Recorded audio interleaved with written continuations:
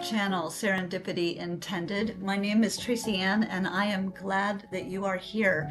Today is day 26 of the Junk Journal July 2025 challenge, and the prompt for today is vintage. This is one of my favorite prompts. I love vintage layout spreads. I've already done a number of spreads that I would consider sort of vintage in style, so this one is one that I'm particularly excited about. I'm going to use both sides of the pages today, the yellow side and also the white side. And on this left side, I'm going to use this card to make just a very simple pocket.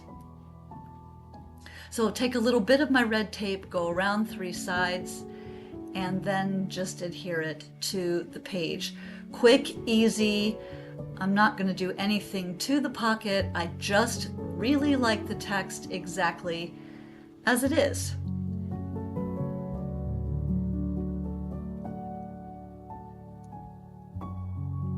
You can see items just slide right in. Now I am going to use that smaller version for a tag. I'll do that later in the video. First, I wanted to tackle the other side of the page. I have had this clock in my stash. It's just a printout of a piece of clip art, but I have had it in my stash for probably, I'm embarrassed to say, at least 15 years. And I am finally using it today.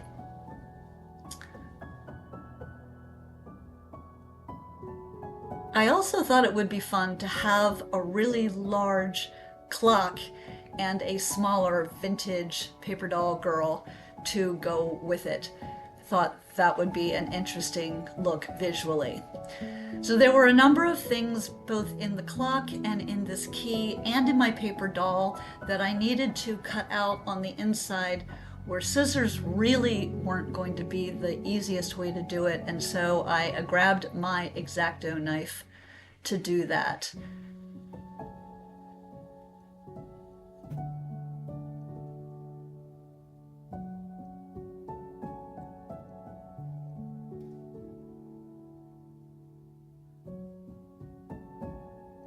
I hope that you are enjoying this challenge for today. Like I said, vintage is definitely one of the things that I do a lot, so I was excited about this challenge. I'm curious whether this was an easier one for you as well, or whether it was a bit of a challenge for you.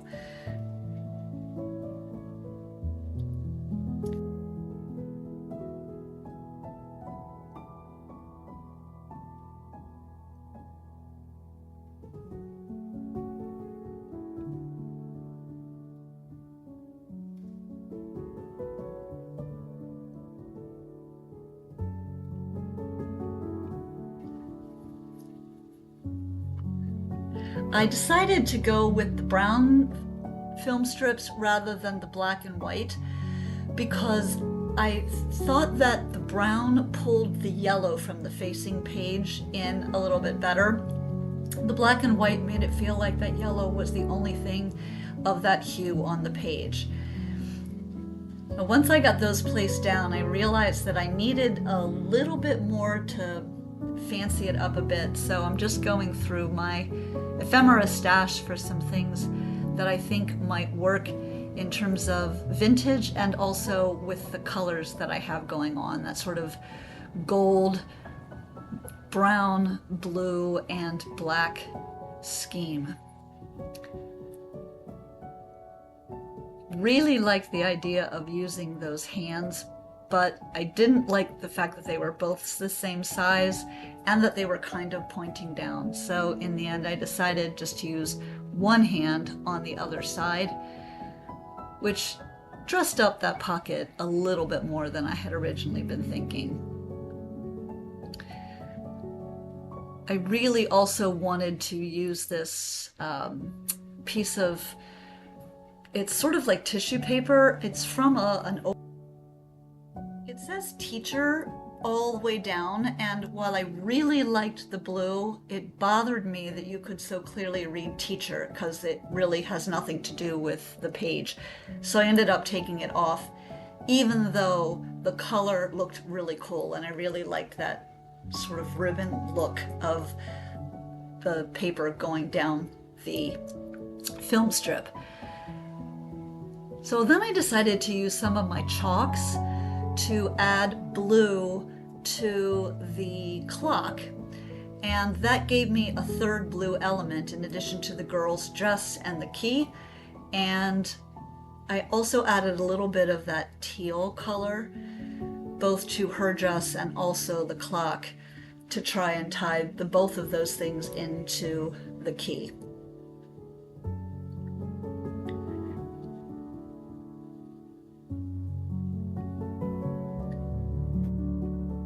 I always get excited at the point at which I'm starting to glue everything down, because this is the point at which I feel like it's officially coming together.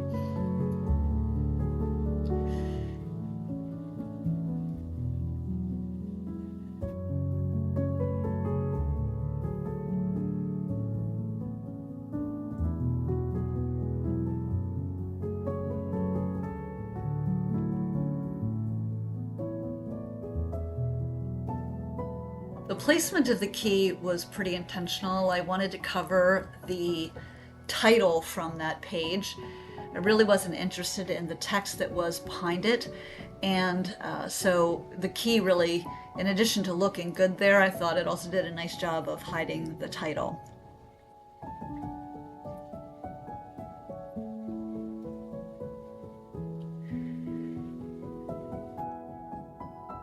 I feel like with this page and the last couple of pages, I've really started to get into a groove, and I'm really excited to be in that position, and also a little bit sad because this groove has been great, but now we're coming to the end of the challenge. Fortunately, there's still a few days left.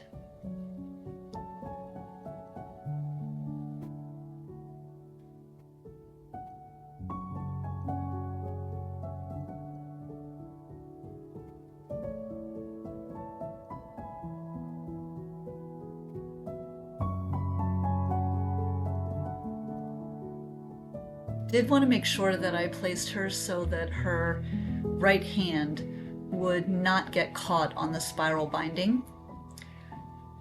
And then I ended up deciding not to center this clock face, but put it over to the side. I think it's a little more interesting visually. And then it was time to make the tag for the other side, for that pocket that I created at the beginning. So the back has a simple grid pattern already printed on it, which makes it ideal for journaling. I decided to use the remainder of those brown strips to cover up the saying, since I already had it in my pocket. I didn't feel like I needed it again. So I used the remaining strips to cover that, which created sort of an interesting pattern as a background, and also allowed me to tie the tag into the main page.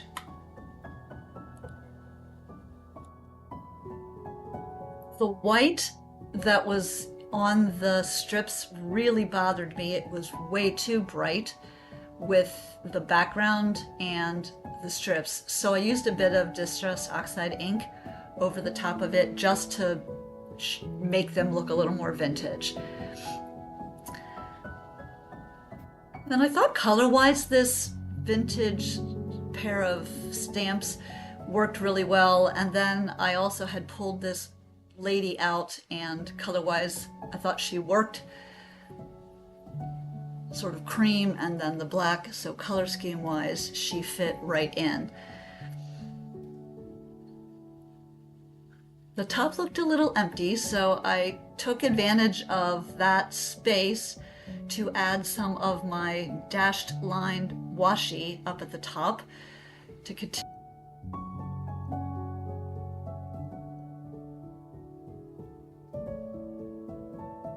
I had this one bit of film strip left over, so I took the same ink and I used it to kind of tone down the white on the front, make the edges pop a little bit with some edging, and then I actually also used it on the back, again to make it not so stark white but a little bit more aged and vintage looking.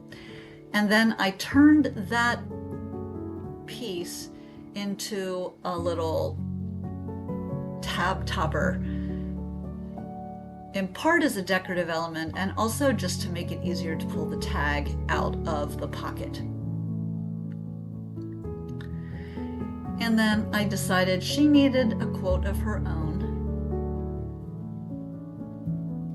I love adding quotes to my tags and my pages. And then I ended up putting it over top of my dashed washi, and I'm okay with that. All that's really left is to create the label for the day, just like I have on all of the other pages, using my embossing label maker. I think doing this when you've got a challenge and having some way to consistently label each page so you can tie it back to the prompt is a fun way to remember what you did and also to connect the pages together. That's pretty much it for the page. I hope that you liked this video. If you did, please hit that like button and consider subscribing to my channel. And regardless, I hope that you will join me again tomorrow for the next prompt in our challenge. And until then, I really hope you make a great day.